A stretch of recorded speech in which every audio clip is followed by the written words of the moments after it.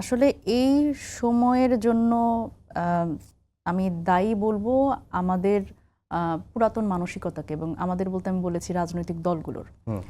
যে সময় আর কি আমাদের প্রথম এবং সবচেয়ে বড় প্রায়োরিটি ছিল যে সব মানে নিজেদের স্বার্থ বা দলীয় স্বার্থ বাদ দিয়ে আমাদের দেশটাকে সামনে রেখে দেশের জন্য এবং মানুষের স্বার্থে কাজ করতে, কিন্তু সেই সময়টাই আমরা দেখেছি যে রাজনৈতিক দলগুলো তাদের আসলে সেই পুরনো অভ্যাস থেকে বের হতে পারেনি।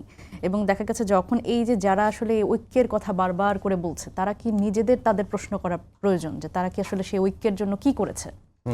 এবং আমরা যখন দেখলাম যে বাংলাদেশের, আমি যদি বলি বাংলাদেশের এই ইতিহাসে আমরা কখনো কিন্তু এই রকম বাস্তবতার সামনাসামনি হইনি, যখন আসলে আমরা দেখেছি যে একটা সরকার পালিয়ে যাওয়ার সাথে সাথে পুরো, আমি যদি বলি পুরো সিস্টেমটার গুরুত্বপূর্ণ পদগুলো খালি হয়ে গেছে।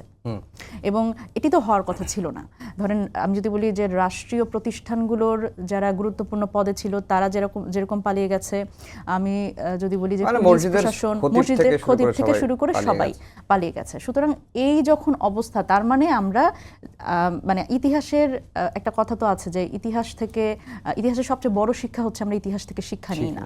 তো এই বাস্তবতাটার মধ্যেই আমরা আসলে আছি যে এই ধরনের এত বড় একটা গণ অভ্যুত্থানের পরে, একটি স্বৈরাচার পতনের পরে আমরা এর পরেও কেন যেন ক্ষমতার ভাগাভাগিতে চলে গেছি, এবং কিভাবে আসলে একটি নির্বাচন দিয়ে ক্ষমতায় যাওয়া যায় এই ভাগাভাগির মধ্যে চলে গেছি। এবং কেউই আসলে ভাবছি না যে আমরা আবার সেই সেম পথেই যাচ্ছি। আমরা রাষ্ট্রের যে সংস্কারগুলো প্রয়োজন সেই সংস্কারগুলো বিষয়ে আমরা দ্বিমত পোষণ করছি, এবং প্রত্যেকটি রাজনৈতিক দলেরই এমন একটা বিষয় যে কেউ আসলে কাউকে ছাড় দিব না, এবং এটি জনগণের স্বার্থে যাক বা না যাক, এটি আমার দলীয় স্বার্থ সংরক্ষণ করতে পারলেই যথেষ্ট।